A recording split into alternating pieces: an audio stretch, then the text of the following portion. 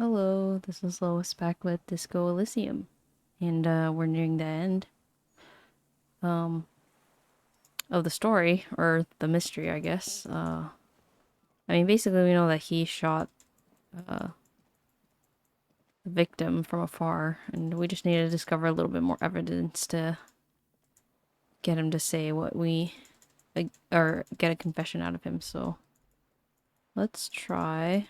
How do we get in here? From here? Nope. Maybe we need to go around, I guess. Just a little bit more left. Something I realized is that before we went here, I guess we could have stayed on the mainland for another day in order to get another opportunity to go to the book club. Um, which I think, I don't know if we can go back from here. And I don't want to lose our momentum from already starting the end of the story, so I was thinking maybe if I felt up to it, I could go back through a save file and then we could do that. Because I think that'd be kind of fun. I kind of wanted to see what the books were like anyways, and then also the board games. I think that would be really fun. But yeah, I think it was a missed opportunity. I guess the way it's scripted is that once you talk to Ruby, the tribunal goes down. A firing slit. You can't see inside. Okay, so we can explore this area, I guess. We can look up here. Nope. The pain in your pelvis makes you wince, and you continue. Yeah, we shouldn't be running. I need to stop. Inside of the fortress, you can make out the console on the blast door. There's the stairs, I guess. We can go this way.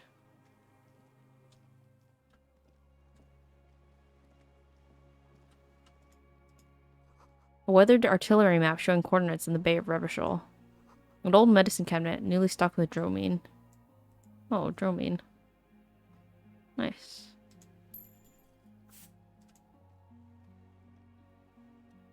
There's a rain-soaked mattress on a concrete slab, only half covered by the crumbling roof, and at the head of it, double embrasures, firing slits like two eyes in the wall.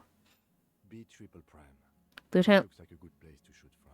Lieutenant lowers his voice, stepping closer with his hand on his gun. Inspect the mattress. A single-person mattress, modern, civilian use.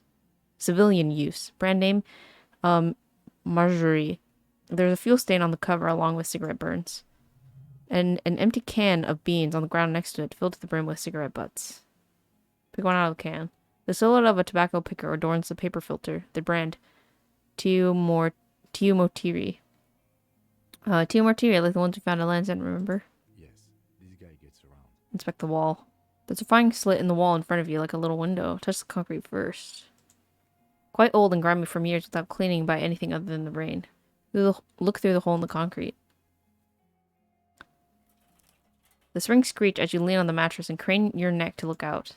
A small piece of Martinez coastline opens up in the square in front of you, like a tiny landscape painting 1 kilometer across the water. The ruins look familiar. On the left, trajectories. A towering skyscraper, its top floors shaved off by artillery fire, Capeside Apartments, Rue de Saint Ghislaine, 33A and 33B. On the right, the red chimney and collapsed back of the 4-story tenement in front of the Whirling Rags, Rue de Saint Ghislaine 10, at the doomed commercial area, and between the two, the box-shaped silhouette of the Whirling Rags, its sloped roof. A tiny fleck of light catches your eye on the rooftop, sunlight reflecting off the upstairs window of Classia's room. There it is. Do you have a line of sight to the window? More than that. Kim, with a pair of binoculars, I would be able to see inside the room. A pair of binoculars? Or a scope of a rifle? He points to the Prone, lying on the mattress, barrel resting on the embrasure. makeshift bed. Cheek against the cheek rest, hand on the hair trigger. On a calm day like this. Kim, I can make it. I can make the shot. Good. I think we have it, detective. The origin of the shot. This is the sniper's nest. He pats you on the back. 3 small pats in a row. Booyah, master cop work. It's only moderately effective cop work until we have the weapon. It will not be, how do you say it? Booyah? until we have that. He looks north over the fortification. Okay.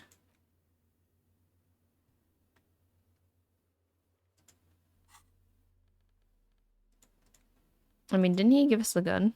Isn't this it? Oh, the scope. Ah, okay. We need to find the scope, I guess. What is this fuel canister? There's still some fuel in this battered canister, a liter or two. The metal looks decades old. The logo of the automotive manufacturer Loom is faded on the side. Well, I guess you needed this if you didn't have the fuel that we found in our inventory. That we already had in our inventory, I mean. Okay.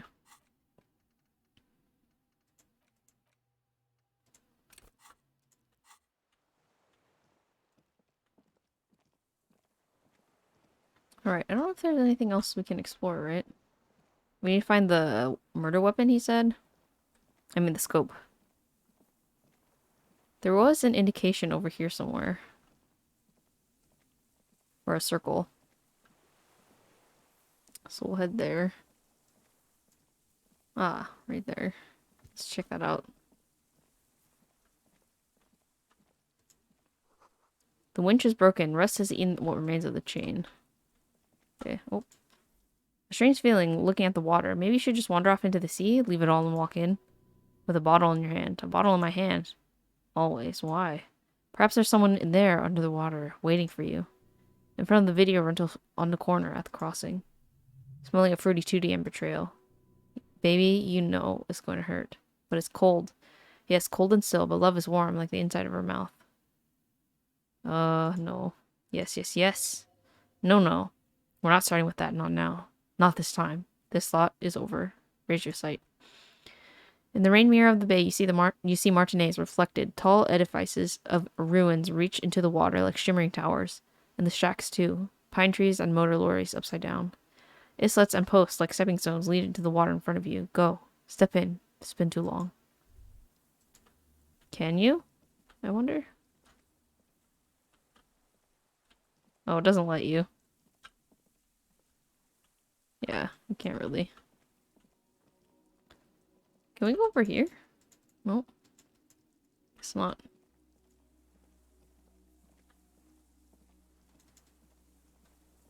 I think that was another space where we could explore, but... let's just go back inside for now. Oh. Go this way.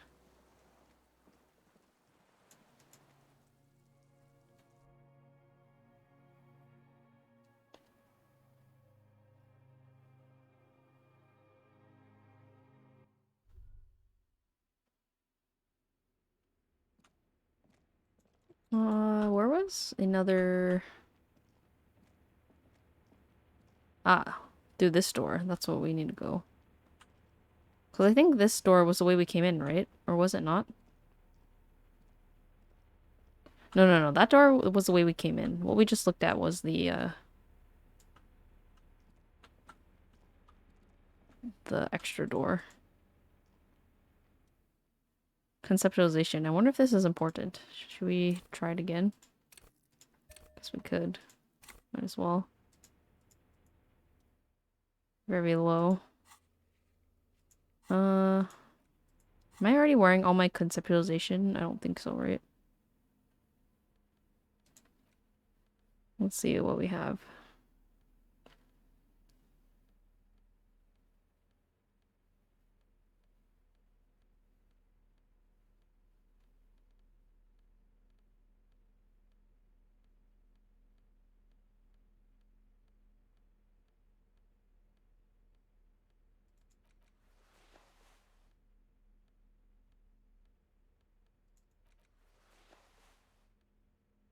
Okay.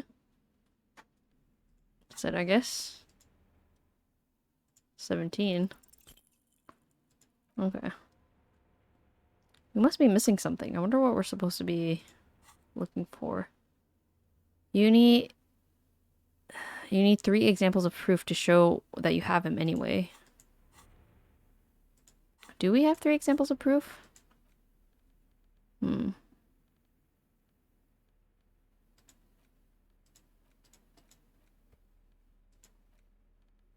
I don't know. Let's see. It says we need to find the weapon. So maybe we need to look in the reeds or something. Maybe over where he was at. Or where he's sitting, I mean.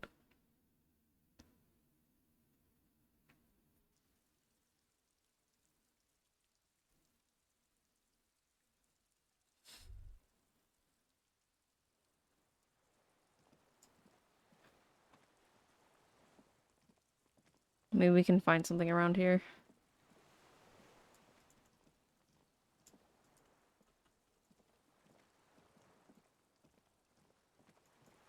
Somewhere.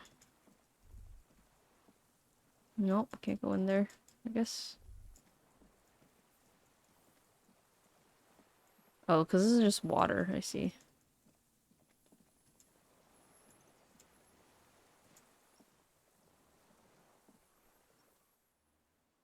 Minions of capital. What do you want? Hmm. Pretty bull.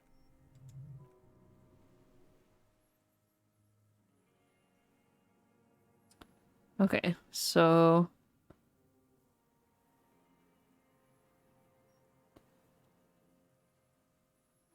I mean, we just gotta try all these again, right? Damn Maybells. The whole island is turning white with them. He seems tender suddenly, nostalgic even, a strange mood swing. So many this year too. The spring is coming. No, it's already here. Wash the filth away. Haven't seen these flowers anywhere else in Martinique, it's only here. They blossom on the islets before we fertilize them with our blood. He looks to the water. Resurrection was snow white in May before they ruined it. South, the Bay of Martinique is dotted with little freckles of islets turning green with white flowers and white snow. The coast, too, before they piled their containers on top of it, filled with broken, useless trash for fat-fingered bourgeois children to play with. You must get around a lot to stay undetected all these years. Do you know any secret paths? Pinball workshops? The lieutenant's voice is soft, friendly. I may. A curious tremor passes his face. The young woman named Classier, ring any bells? These dried flowers were behind her window. Classier. You know her, right? She had intimate relations with the victim, the mercenary. With the victim. He turns his sight from the whitening field of flowers and falls silent. Then the muscles in his jaw twitch, a spasm. There's a small tremble. Looks like a smile, a crooked smile. Yet isn't quite voluntary. He's about to burst. Almost, but you need one more, just one, or maybe two.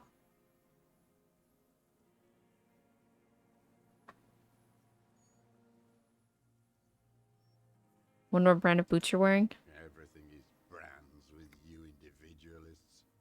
Who cares what brand my shoes are? Sansa. Some shit. He looks at his running boots covered in mud. Show me the soles, please, Mr. Doras. Fucking imbecile. The old man stretches out his leg. A black and white spiral pattern covers the sole of the worn-out old running shoes on his feet. Maker is Sarik. The model is Corbel, and the size is 43. The size fits, but not the sole. Hmm. Wait, maybe it's simpler than that. Drama. Corrupt henchmen of pedophiles. The old man shakes his head. You're desperate to report something back to them, aren't you? Your liberal masters. They must have really loved that dead fuck. The old man stares down at his own prints in the ash around the fire. Silent suddenly, some strange process within him. A gush of wind, seagulls in the distance. More. He's gonna crack, but you need a little more. Okay. Let me get the drama going. Because we have a lot of things for that, I'm pretty sure. That's minus drama. Drama. Oh, I remember these two things. Was there anything else?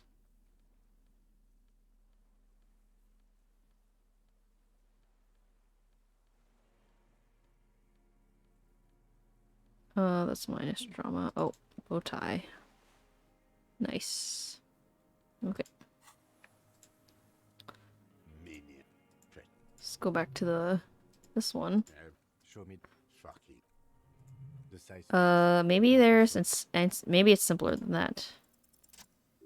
Sorry, he doesn't have to be wearing them right now. People change shoes doesn't mean you weren't there near the room the victim died in, sneaking around. Racking those brains, are you? Desperate to report something back to your masters? No. They must have really loved It's pretty much the same statement. He squints at you, black pearls gleaming with hatred. The lieutenant gives you a quick sideways glance and nods to acknowledge. The prints were his. You can see it in those eyes. He can't keep them from flickering. You're looking for something. Okay, that's the same phrase. We've done the ballistics. The shot came from this island. I saw you poking around there, looking for evidence. You're damn diligent when it comes to dead fascies. Did you like the view? A jitter passes him. You had direct visibility. There are embrasures in the concrete, specifically meant for a top follower to use. And you had a long-range rifle in your possession. The lieutenant softens his voice. You have been here a long time, Mr. Dross. Too long. You need medical aid. I'm ready to die. I've done my part. The man interrupts him, then coughs. That's the best uninterrupted line of sight to the window of Arnold Martinez. The view was perfect, with the bare binoculars I could have seen in the room. Because it's a sniper's nest, you stupid fuck. Radio Gosh is right. You have worms in your brain. Another sudden twitch, then one more in his right eye. Leave no stone unturned. Get him on what matters most. Not a lot of guns around that use military-grade ammunition, are there? It's a real gun. Lieutenant points to the lieutenant's holster. Musketeer pistols. I've seen you prance around with those. Jumping hoops for the liberals. You look like imbeciles. Why don't you ask them to give you real weapons? He chortles. Going against automatic rifles with these toy guns. Of course you got those boys killed. Dang, he saw you. He watched it happen. So he saw you, okay. So what? Don't let it divert you. We saved a lot of them. They're leader types. We handled that situation. Stop changing something. Subject, we have the murder weapon. You know what? You're right. I'm convinced this made the shot. Should we call it? The lieutenant looks upon the weapon demonstratively. Dramatically, you think we have the murder weapon? Guess we should have taken a better look at it. I don't remember the description. 4.46 jacketed ammunition, modified for range. We have it. This is it. Okay. Good. The lieutenant takes out his notebook and draws a single line. This feels good, doesn't it? Tearing things up like this. When you have the murder weapon, you have the killer. Murder. The old man does not say more. He just glances into the reeds and then twitches once more. Like a marionette on some visible string. You know who he was. A coalition-trained murderer. Armored and armed. He wasn't human. The blunt end of a hammer. Dripping with blood. He suddenly jerks to life. He was a killer, but he was still under the protection of the law. Beating us to the ground. Moaning with joy. He breathes in with strange You animation. alone get so thorough when a company-trained killer dies. I haven't seen you on this coast for 40 years. You know, maybe I should have killed one sooner. Got your attention. Now you stop beating druggies and prostitutes in your basement. Now you come to investigate. Not when they die by the hundreds. He breathes through his flared nostrils. He looks you dead in the eyes, pupil shaking. So you shot him? Oh, the inhumanity. He closes his black eyes. One paramilitary less in Revachol. You can almost see him squeeze a tear out of his eye. His fist begins to tremble from the anger. The lieutenant raises his right arm to hush you. Hush, he does not be pushed anymore. The ball is rolling. While the lieutenant listens, holding his breath. Just nod. I had them in my sights. Both of them. Him and the whore. I was breathing with them. In phase. And I pulled the trigger and flew on the air until I landed in his mouth. He begins to smile. I didn't think I had a shot like that in me anymore. I did. I saw him kneel there with his mouth full of death, and that stupid look on his face, The smile quivers. and his dick's still in her. There, a hot flash of rage almost carries the smile away. Some dark peace. Then what? Nothing. I went to sleep. Next morning there were Maybells everywhere. The world was white, or what's left of it anyway. My last spring here. I knew the fascists would come to avenge their own. And so they did. Mr. Dross, are you aware you're confessing to murder? Lieutenant asks after a second of silence. Yes. A single word is all he gives. And you were looking at them, the victim and a young woman, having sex, through the scope of your rifle that night, before you shot him? Lieutenant takes out his notebook very slowly, very slowly. The old man nods. Why? Because that's what they were doing. He shrugs and smacks his lips. The motive. This is where the motive is going to come from. You can coax it out of him. The lieutenant's preparing the ground. I don't understand. Do you, detective? I don't understand this part. He turns to you. Why were you looking at them that night? I'm always looking. He cocks his head to the side, then turns his eyes to the city. Another tremor passes his right side, lower in intensity. Are you always looking through the scope of a rifle? I'm just trying to understand. He explains. A rifle scope has the best magnification. Helps him see all of the stuff. And if you don't like it, Click. If it's part of the stuff you see, then you pull the trigger? Yes. Think of it as a form of critique. he looks the lieutenant in the eye.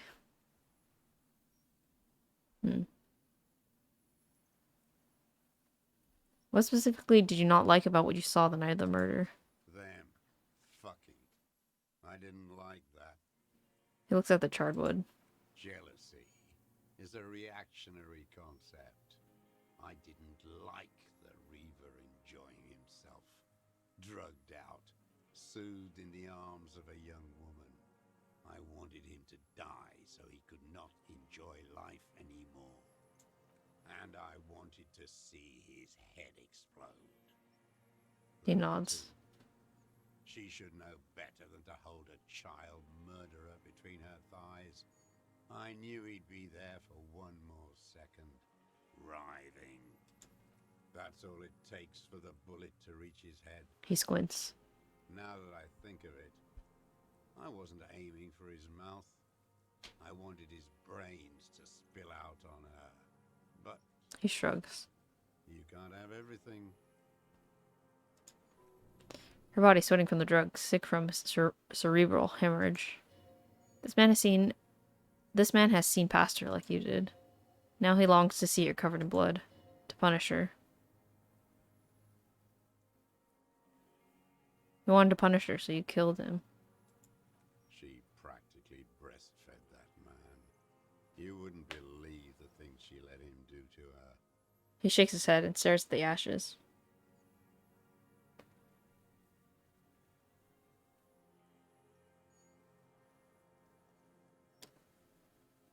You saw through her, so did I. You're delusional. There's nothing to see in the soul of the bourgeois woman. It's the same as the surface. Sick hedonism and desperation. Don't really know what to say here, I guess. No one gives a shit what you think. You and your cronies kill 10 working class men a day. I've heard the statistics on Channel 8. How long have you been watching her? Since she came to Martinez. I saw her sneaking in the reeds early in the morning, behind the Fell building. It was dark, still winter. She didn't have her skimpy outfit on then, just a spot in the night, moving. Past the Fell building on the coast? What was she doing there? Hiding something in the water. She had a fag after she'd done it. I was up in the ruins there. She couldn't see me, but I could see her, smoking. She was nervous, but not scared. And beautiful. And beautiful. That, too. He nods. How could you see what she looked like? You said it was dark. The sun came up. Her hair was like cobwebs. She smoked more fags and snorted a line of whatever shit she was on right there. He shakes his head. She needed it just to move. What do you think she hid there? Her passport and tickets to Villiers. And from there to Cachet Brut. This is the hidden buoy she told us about. You looked into it? After she was gone. He nods. Did you keep what was in it? When we found the submersible, it was empty. No. Why would I do that? I didn't need tickets to Villiers. I put them back. If I wanted to extort someone, I'd do better. Are you sure? We checked the submersible. There was nothing there. Why would I need that trash? He looks into the reeds, I'm not confused. going to Villiers. A strange confusion comes over him from time to time. Some aberration of the nervous system? Moving on. Did you continue watching her after this? I did. He almost smiles. She had a face like an archipelago with those birthmarks. And a body hard and lean and bruised all over. Black and yellow. I could see she's taken a beating. I could see who she was, too. He nods. A spook. On the run. Revachol's the cloaca of capital now. All the bagmen and arms dealers end up here to do drugs and have sex like animals. You could tell she was a spook? From the documents? She had different color hair on the photo and glasses. Forged. Some sordid bourgeois affair. I've heard about this kind of thing on the radio. He's setting it up for you. How did you see all this? The bruises that she was beaten. I'm not blind, am I? He shakes his silver head.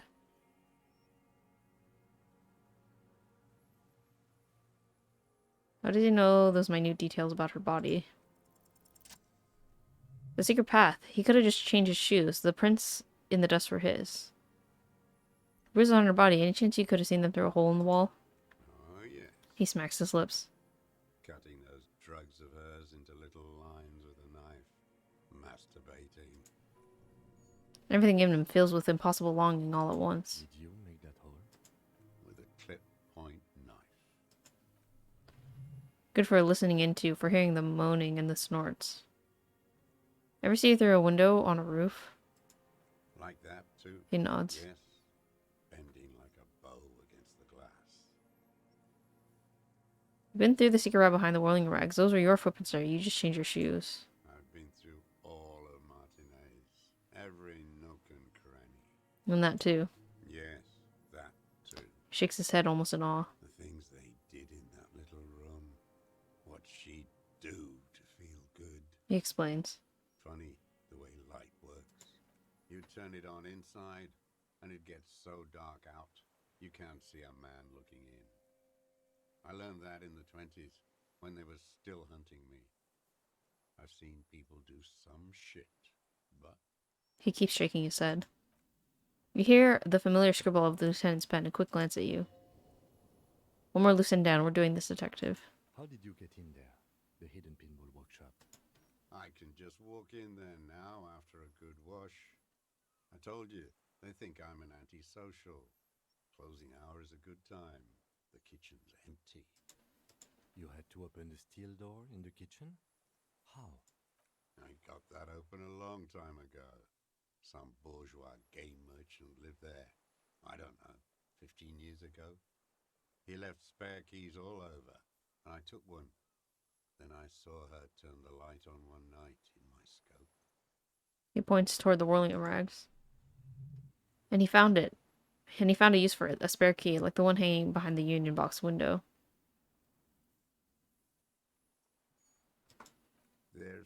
He sighs. There's nothing to hold on to. Only this. It's not enough. The coals of his eyes glisten suddenly like stones dripping with water. Is he crying? Man needs to feel something else. In this fight, it helps if you have your eye on something there. He looks to the city. It's weakness, I know. There have been others? Yes, over the years. It's not unproletarian to feel something. Was that why you left the dried flowers behind her window? No, He starts to shake his head again, a sunflower on a withered stalk. Why? I don't really know. I was there one night and she was crying, like a child, in the corner of her room on the floor, like she does sometimes. The day after I killed him. And you brought her Maybells? Yes, I don't know why I do the things I do anymore. He looks at the charred logs. It's as if... It's as if something put the thought there to leave the flowers.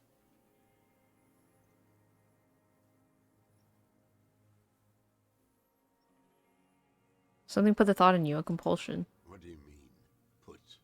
He raises his eyes around and wide. A brief flash of terror. I just got this feeling from what you said. Do you agree? Maybe. He lowers his head and just stares at the logs. I have holes in my brain now. I wouldn't just sit here waiting for you. A sudden pang of rage. If you came 10 years ago, I would have killed you. He wipes his eye. In the silence, the lieutenant draws a line in his notes. He then nods at you once more. One more down. So in conclusion, it wasn't about him, it was about her. Her. He repeats, staring at the ashes, then the reeds. There's a twitch in the corner of his eye. Lieutenant nods at you in acknowledgement. That's it. Motive. We have it. Where is she, that Clasier? I haven't seen her there for days. The old man looks at you. She got away, but she let us hear first. She figured out someone was watching her from the sea fort. Gone. I knew it. She kept staring into the scope this last week at the island, like she knew.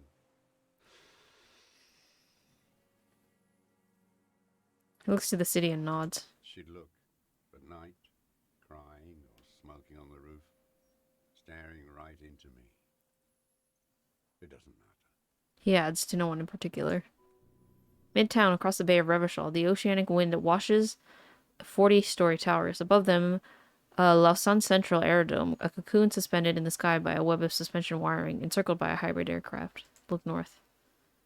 On the platform, a young woman is withdrawing from amphetamines, barbiturates, and alcohol, yet she still smiles among the crowd. Among the great ghosts of the city, she's leaving for another, far south. Well, this must be talking about Clasier, right?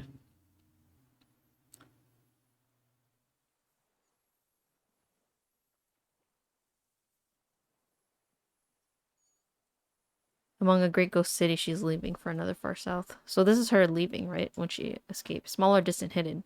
Not like the gray chandelier she sees sparkle in the spring air below her. Streets and towers, tenements and water, and across it, a dark strip of ruins barely visible if she didn't squint her eyes. We could get more. We've got him talking. The lieutenant uses the opportunity to tell you in a lowered voice. You can get more out of him. He likes talking. Enough. Take him in. Bend his arms behind his back and end this. Yosef Lilianovich Dros, you're under arrest for the murder of Colonel here in Martinez. What? But you said I would be taken to the... The old man's eyes filled with sudden unexpected terror at the words. The terror is the sum of all the uncontrollable movements and mood swings he's been exhibiting. The wind picks up. The silence on the water is broken all around you. The little shivers of waves appear. The lieutenant continues like an incantation. Your wayfarer rights have been suspended. Information provided to the officers on the scene will be used against you by the prosecution. You will be given legal counsel within 1 week and must face court in 44 days. Do you understand? Do you understand? But Kimmy's afraid. No, I don't want to. I have to stay here. He looks at the reeds, eyes submerged in growing terror. He's sweating, beads are forming on his forehead. Pupils are dilated too, eyes getting blacker and blacker. Your information is not required, sir. Now on to the boat. First say, does it have room for 3? Not really. Shakes. We could escort him to the pier, then either one of us can take him inland while the other stays here. But There's something you're not getting here that he's realizing about what? who watches over him there while I come back for you? Leanne, you could just ask her maybe? Maybe I can just ask that nipper to watch him. This is no harmless old man. The lieutenant shakes his head. this fucking world. This world. What is this? He stares at something who knows what in the dust. No, listen now. There it is again, to your north, as has been since you came to the coast. The reeds whisper, stalks rubbing against each other, but then, in the middle of it, what? Something completely different. It sounds like a bow. Very slowly being drawn against the strings of a violin. A very small violin made of reeds and rushes. Maybe there is room for 3 on the boat. And then it's gone, drowned out by the lieutenant's voice. Shush, Kim, did you hear that? What? What are you talking about? Is this really us? The old man's voice drowns in a sudden gust of wind. Your skin crawls. Whoa, what's happening?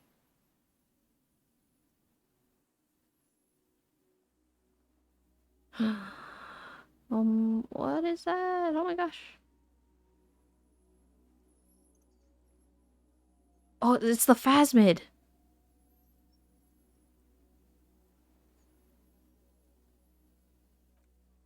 Indian Phasmid. It's real. Ah! A delicate tangle of arms and legs unfolds from the reeds, limb by limb, to then just stand there, moving its scythe-like arms in ghostly silence. Blink. It's still there. An unfolding mechanism of reed-like chitin hovering in place. What is that? What are you talking about? Oh, it's moving closer. Oh. The old man looks at the reeds and then at you. Oh, it's just moving. The giant stick insect. There's nothing there. He looks confused. Oh, look at the face. The stick insect is over 3 meters tall. It looks straight at you with its tiny pinprick eyes and its grotesquely small head. You feel your legs shaking under you and your gun hand move to your holster to grab the gun. There is! I see it! Tell me what you see, damn it. I can't make out one small thing in the reeds. Kim, can you see it? I can see it. He can see it too. Oh my gosh. 4 simple words. Thank gosh. If he can see, then you're not insane. But that means it's really there, spinning slowly in absolute silence, its limbs long and slender. Be very, very careful. The lieutenant whispers and takes a step toward the giant arthropod. Oh my. Are we gonna talk to it, I guess? Oh wait, I'm gonna turn on the voice acting for this. You know. This is crazy. The creature stands on long stilt-like legs, antennae hanging from his head like a woman's hair, white and curled at the tips. It is no more than 5 steps away from you. Reed-like tufts stick out of its joints. As the insect moves its forearms, it produces a faint hiss, like a reel-to-reel machine spinning after the tape breaks. The hiss is different from the strings you heard before. It says something else in a lower pitch. Oh.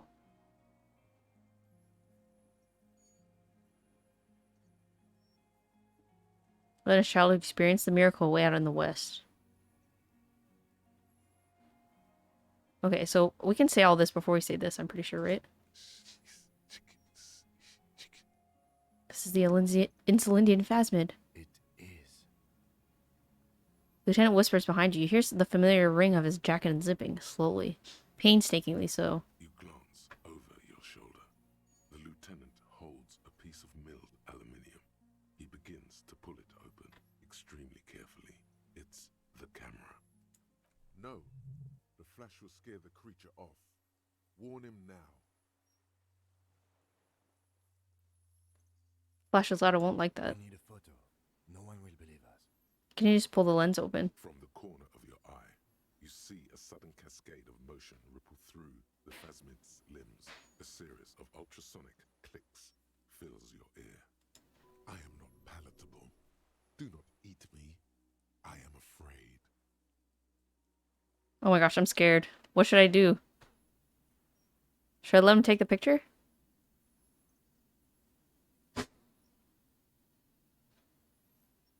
That's afraid. Stop now. Be one of those fools who didn't take a picture. He has stopped fiddling with the camera but does not put it down. You see the Phasmid turn to him, its mandible antennae reaching out. Its motions are quick, sudden.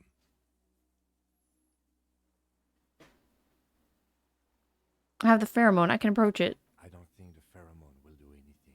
His whisper turns a skeptical hiss, but he has stopped The now. spindly mechanism turns itself back to you, its antennae taking their measure of the air. Slowly. Say something to it quietly, something like, "Don't be afraid." Nothing changes in the cyclical braying motion of the creature's limbs. They are porcelain white on the inside and reed-colored on the out. Beige, light brown, and striped. You are unsure if it is scared or not. Approach carefully. Slowly, with your breath held, you take 2 small steps toward. I hope Kim can still take the picture. The creature lets out a series of ultrasonic clicks that swarm around your head like swallows. Like laughter, a sort of happiness. Sweat drips from your brow, soaking your chest. You reek of it, your chemicals. Hissing and clicking, it extends its mandible-like antennae to greet you. You're right below it now, looking up at the colossal chitin of its white limbs. Whoa, it's so The head cool. of the creature is crowned by reeds, and its eyes are like small droplets of water. Raise your hand slowly. The insect stops its stridulation, seeming to observe you. Below its crown of reeds, little pinprick eyes detect motion, glittering. The world stands still around you. Suddenly, there is silence. No, stop. Be afraid. Be afraid? Why? Should I put my hand down? Oh my gosh, I don't know what to do. I'm scared. I'm gonna try raise the other hand. As you do, the invertebrate comes to life, its limbs moving independent of each other, as if each has a mind of its own. They are white, like stalks of porcelain, knitting above you. Shifting around in the reeds around Okay, you, in the it's still muddy here. water, you Whew. notice some of its hind legs apparently standing on the water from time to time. It's that light. Hello, I'm Harry. I don't really know who I am. No reply. A total ancient silence comes from its mouth, along with what appears to be some kind of foam. The stridulations of its limbs continue all around you. Stand on your tiptoes and look more closely. You were right. Little bubbles form on the mouth parts of the creature, on its segmented lower lip. It looks to be foaming slowly. The foam is white, then yellowish. The faintest smell, like you've never felt before, like burnt roses. Kim, it's foaming. Careful. It may be poisonous. Lieutenant watches you apprehensively. The foam slowly turns a darker shade, like burnt caramel, as the insect moves its mouth parts, masticating. The little bubbles begin to burst, one by one, letting out that same smell, like summer burning. Spoke to the hangman. Did not give up on the Phasmid. Knows of parthenogenesis.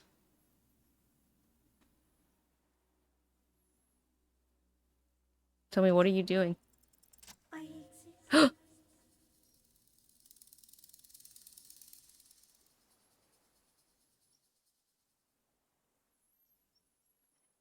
It has a little voice. I exist too. Tell me what it's like for you.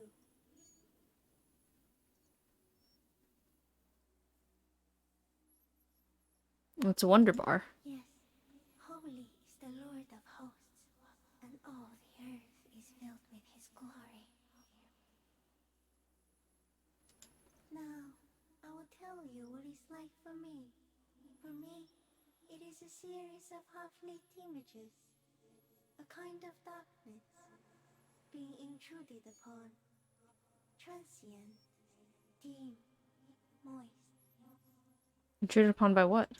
shapes of plants and animals, and internal sensations, a swarm of sounds, tiny vibrations on the inside of my forearms, all speak of complexities totally beyond my understanding. Well, that's so interesting because it's so thin and delicate and light. Like any sound, like it shakes its body. I It's am very at the interesting. end of a narrow funnel. Weightless. So light. It only feels like something to be me. In truth, perhaps I'm nothing. I certainly do not have a soul. And if I did, it would never ache. I'm glad to be me, an incredibly sensitive instrument. Few of us can begin to imagine the horror of you. With all of creation reflected in your foreplay. You must be like the highest of hells, a kaleidoscope of fire and writhing glass. Eternal damnation. That's kind of true. Like, sometimes when you think too much, it's like, makes it worse, you know? Or like, the whole ignorance is bliss statement is like, sometimes as much as we can understand and think is part of human suffering. Even when you're sleepy, and when you wake, you carry it around on your neck, with eyes open that cannot help but swallow more behind the mirror. I feel great, mute empathy for you. Yeah.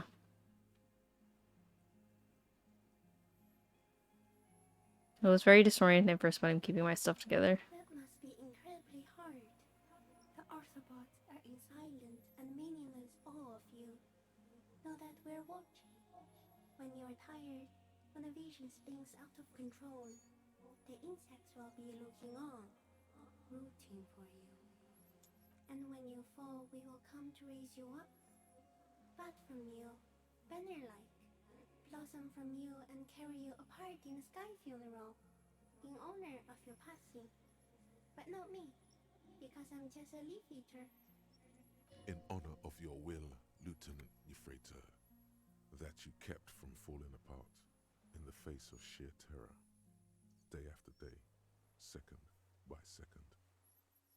I am a detective. So am I. I was born to detect sucrose rewards and semiochemicals. What were you born to detect? The killer. He's in a bad state, deteriorating fast now. He thinks I am beneficial to him, but I am not. I only quicken his deterioration. You're destroying him? Very slowly, and only because he won't go away. It is meant to keep them from noticing me, to interfere with the picture in your head. But he has looked at me for too long, and I am destroying him. Only because it won't go away. I see. No, you're awake. I am real. Light is forming me. This is real. Where does this come from? All this, all around us, the world. Not even the birds know that. Not even the water lily. We need to know. Perhaps it's sent to us by God. Then all we can do is beat our fists against it day after day with no answer. You can also eat it. If it's a leaf, you can put it in your mouth. Yum yum. Or read. Yum yum. Wait, so So you look like a reed and you eat reeds? Yes, they don't mind. Have you accidentally eaten another reed phasmid? Yes, I once caught myself and ate the little ones. It was winter, and I woke up at the wrong time. It was an accident. It was an accident. What exactly are you? I am an unknown species of the order Phasmodia, endemic to the Insulandian Insula. For the last 350 years, I have hidden in plain sight, masquerading as the reeds, molting, cloning myself, unfolding at night to play with trash bins and boys. it may have unknown, dangerous biochemical characteristics that help it maintain its camouflage. No, no one believed I exist. Almost no one. Until you came, detective. Dripping dripping of blood that smells like strawberries. Across the calm sea, the first in 1,000 years. I went unnoticed by the first settlers and the land surveyors of the suzerain, also by the soldiers of the revolution and the officials of the occupation. Even when the Seminese islanders who came here first, but did not stay, have not seen me. I have stayed hidden through 4 forms of government and 2 scientific revolutions until I was accidentally discovered by a detective of the citizen militia in Revershow, district of Martinez, March 51. Are you poisonous? Yes, I do not have a starter display, so I use a neurodegenerative element to aid in camouflage. Do not worry, it is only destructive over long periods of time. Ah, okay. So that's what's poisoning the deserter guy. Are you the miracle? No, you are the miracle. How? The moral of our encounter is, I am a relatively median life form, while you are extreme, all-engulfing madness. A volatile simian nervous system, ominously new to the planet. The Pale too came with you. No one remembers it before you. The Nidarians do not. The radially symmetrics do not. There is an almost unanimous agreement between the birds and the plants that you are going to destroy us all. Wait, the pale is human-made? It is a nervous shadow cast into the world by you, eating away at reality. A great, unnatural territory. Its advent coincides with the arrival of the human mind. Its advent coincides with the arrival of the human mind. That's so fascinating. Wonder why they're, possibly related. You're a violent and irrepressible miracle. The vacuum of cosmos and the stars burning in it are afraid of you. Give me enough time, you will wipe us all out and replace us with nothing. Just by accident. How? We suspect it will be something like the oxygen holocaust that wiped out anaerobic life 2.6 billion years ago, when organisms first started breathing. Only much worse. Where's how? Everything your eyes touch goes back there, behind the nerve mirror. What if you blink? Are we still here? Please don't blink. What if you misplace us all one day, or just forget?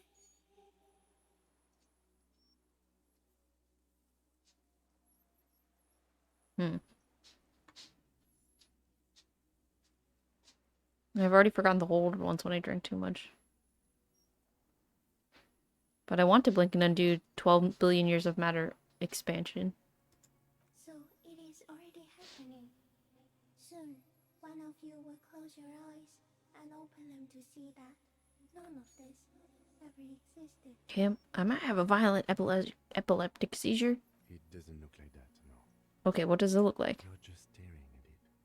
He whispers. Then I think I'm having a vision about the final fate of mankind. Nothing, just looking at the stick insect, everything is normal. Is it somehow related to the case? After a second, the lieutenant asks, The case? The case is meaningless compared to this. I have totally transcended the case. No, I told you what it's about, our fate. I think we should take the picture, and then you should back away from the unstudied species. It doesn't look like that. Wait, I wonder what if I say sort of. I think we should take the picture. Okay. And then you should back away from the unstudied species. I have to say goodbye now. I have no more thoughts. That was all. No, there is one more. Of all the creatures I've met, you are the kindest.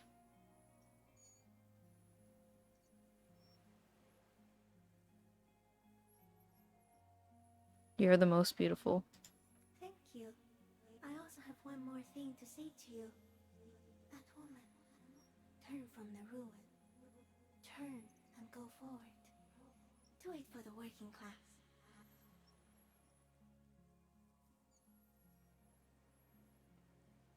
That woman, turn from the ruin. Turn and go forward.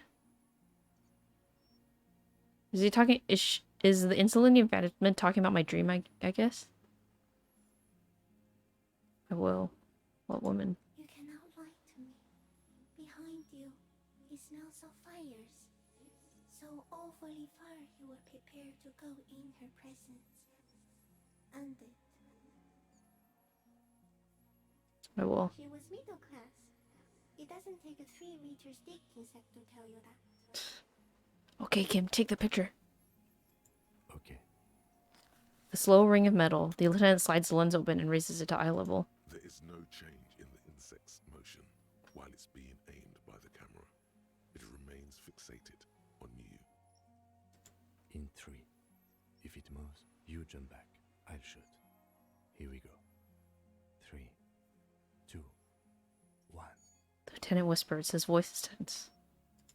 The shrill flash of the camera cuts the air like the blade of a sword. The Phasmid freezes in its bright light. Head turned toward the lieutenant, hypnotized by the flash.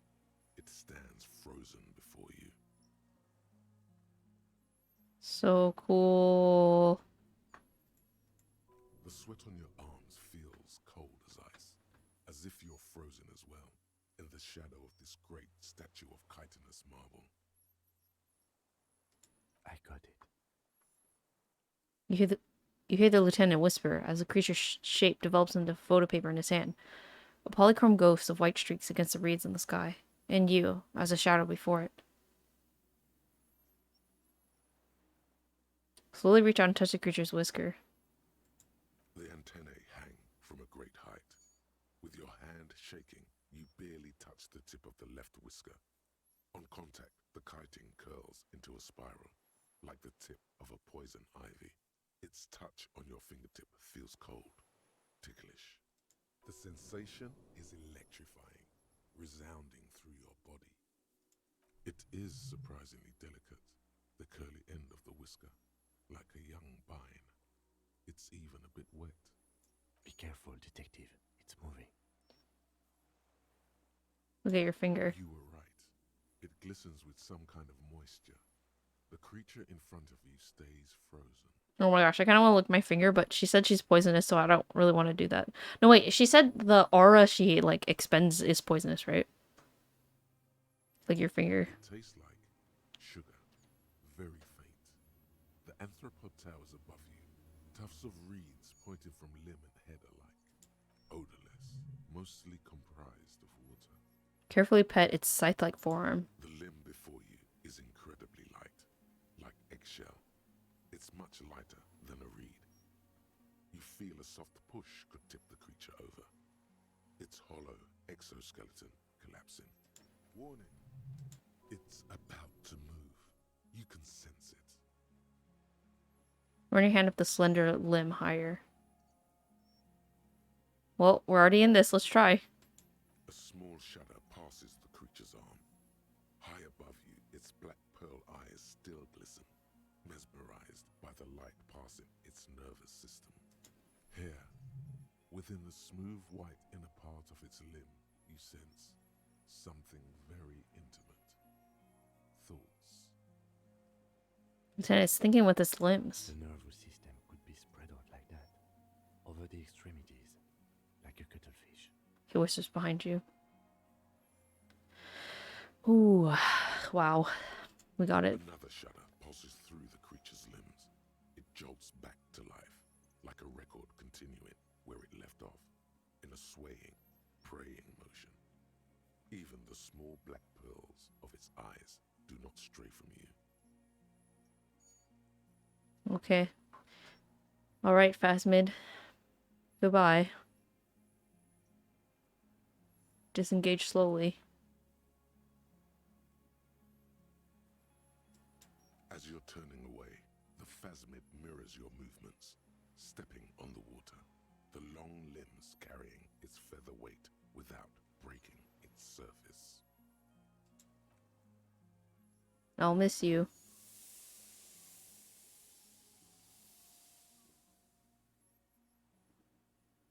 Goodbye.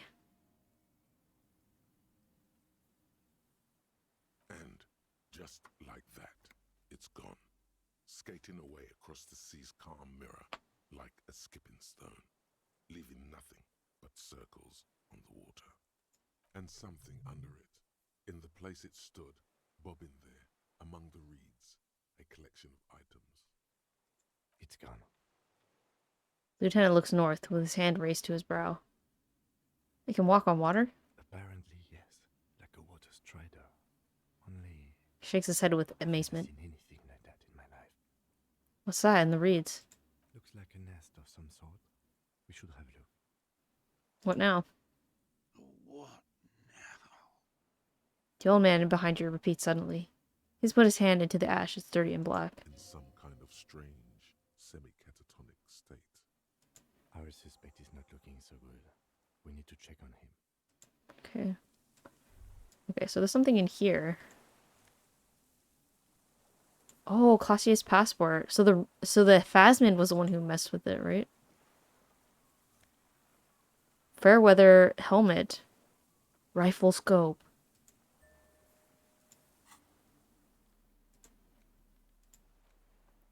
Evidence. Classier's passport. This well-traveled passport with visa stamps in it is issued by the Republic of Oranje.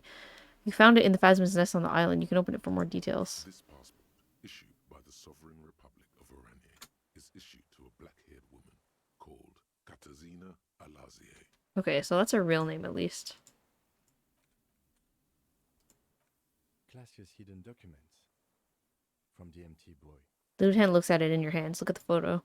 Miss Classier with short black hair and glasses. She looks boyish, younger somehow. What is this doing in the Phasmid's nest? Maybe our man, Mr. Dross, took it from Classier's, or whatever her name was. Hiding place, or... Perhaps for some blackmailing plan? The Phasmid took it and I sensed it do so. I saw something open up the boy with spindly legs. Point to your head. Like a magpie? He looks around. Coincidence. Then it would also have collected the other objects, which would be highly unusual. I can see how the helmet could wash up on the island, and the scope. Maybe Mr. Dross lost it, but to seek this out would be very unusual behavior for an arthropod. It says Catherine Alazie. Catherine Katazine? I forgot how this is pronounced. For Anouk Meyer-Smith. Anouk Meyer-Smith. Oh, I see. Okay. It's supposed to be her real name. She lies to us. Maybe this is a real passport, not a fake, because this is her real name. Yes, somehow she managed to lie to us one more time. In a way, she's still lying to us right now. The lieutenant smiles. What's her real name then? I don't know, but it's not Katarzyna Alazie or Classier or Anouk Meyer-Smith. We didn't even scratch the surface with her, detective. Perhaps it's better that we didn't arrest her. Who knows what hell she'd be raising in my district by now. He looks east. The winds are silent. The streets are empty of her. She is no longer in the city of Rivishal. Yeah, I don't know. It's kind of hard to say, because... yeah. She's always on the run, so even if whatever she was lying about, I think it's true that she's on the bad side of for a lot of people.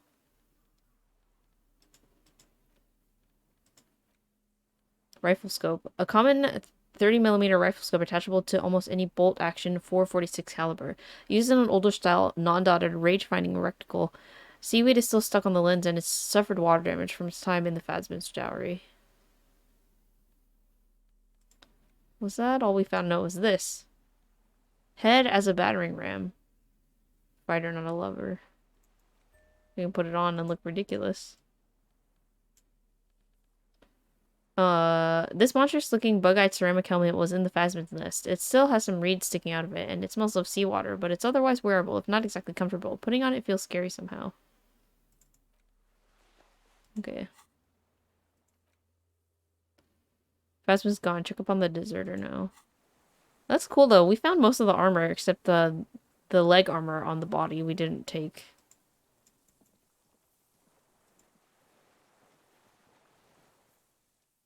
What is it? What do you want from me? I can't go. The old man looks around, confused. Something is very wrong with him now. Sir, how could you not see the Phasmid? Oh, I clicked the wrong thing. Sorry. He stares at the reeds and falls silent. Mr. Dross? The man does not respond. He keeps staring, black eyes glazed over and bulging from their sockets, his gap-toothed mouth shaking. Like an addict of some terrible substance. Snap your fingers under his nose. The light shiver passes him, followed by nothing. His hands are trembling and he breathes slowly. He's going into some kind of psychomotor immobility. The lieutenant inspects him gently. These cells are transported With trembling mouth appears to sigh. Between this and the broken tire he's used for a boat, I think it's safe to leave him here while we go and get help. It will need to be medical first, I'm afraid. What has happened to this man? Old age and shock. He looks at him and then you. I think it's the Phasmid. Yeah, I mean, it's a total shift, right? It must have been the Phasmid must have affected him in some way, I think. Yes, the arrest and the appearance of the Phasmid, the combined stress. He looks at you. But you think it's something more than that, don't you? Quite a few things about the health check you did on him make sense now. You couldn't see it, Kim. It's just the reads for him. Before, when I evaluated to say he seemed strangely animated. I think he's addicted to that thing. Could it be that there's something hormonal in his relationship with the Phasmid? I talked to the Phasmid. It said it's destroying him. You should be more careful, detective. Are you sure it wasn't having an effect on you?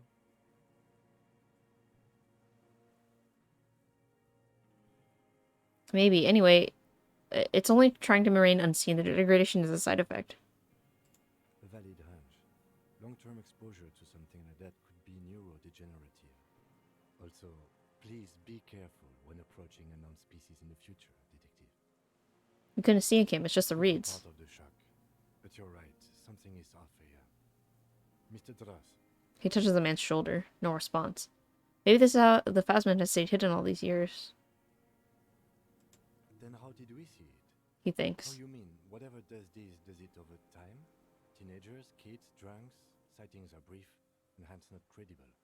But anyone who spends a long time with it, Yes, you forget it's there. I mean, that would make sense if you were, like, overexposed to it, then it, like, eventually starts working, right? Like, when you keep taking a drug, eventually your body will adjust to it, and then you need more to have more of an effect, right? Mr. Dross, have you ever seen a stick insect pretending to be the reeds? The lieutenant inspects the man. The old man stutters. Doctors will have to look at this. I hope your station has better medical personnel than 57. This is a little advanced for a nurse. Before, when I evaluated his state, he seemed strangely animated. He was energetic and articulate.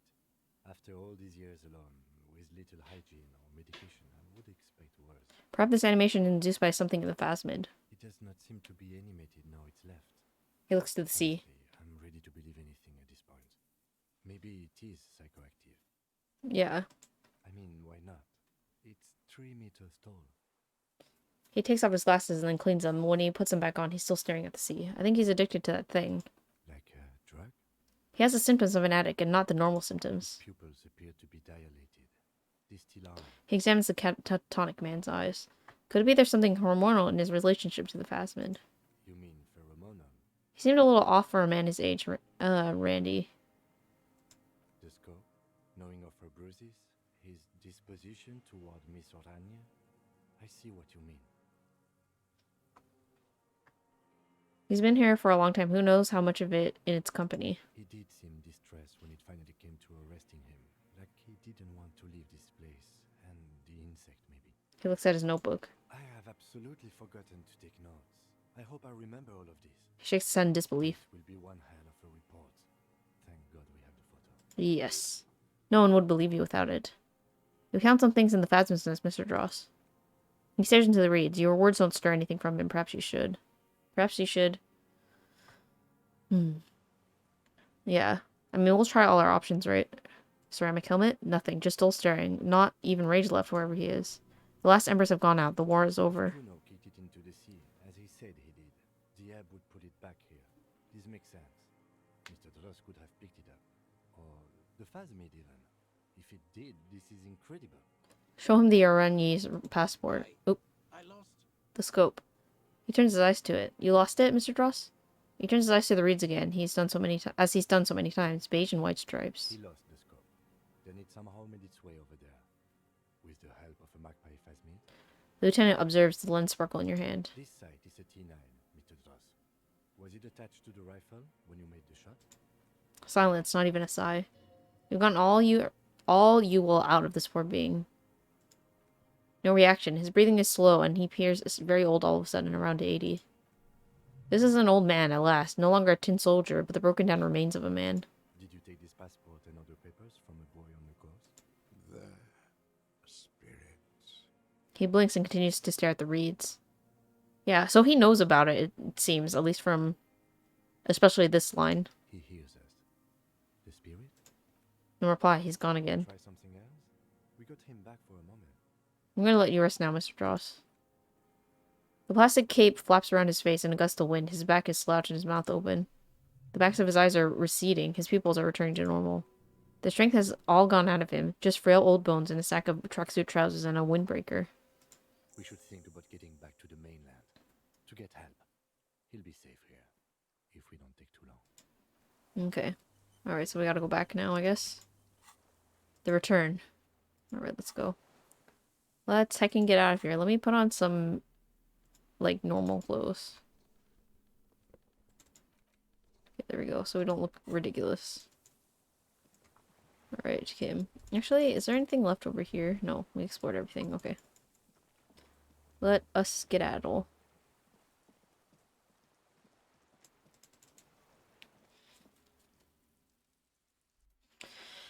Oh man, oh, talking to the Phasmid was so cool.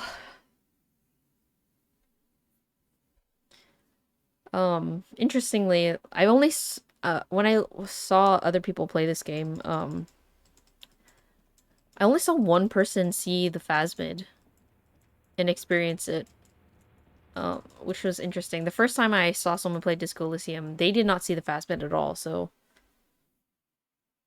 yeah. It was kind of funny though, because that person who played it originally and didn't see the Phasmid, it would have been really cool if that ended up happening with them magically, because when they were talking about the Doom commercial area and like the imaginary or the Phasmid phenomenons and like all those creatures and stuff, he kind of passed it off as them just being like believers into weird things, because he kind of assumed that like this world was kind of like the same as, you know, like reality. Except when it came to the Pale, he kind of realized that the world was a little bit different after that, but like it was just interesting seeing his reaction. Where's the boat? It's down here, right?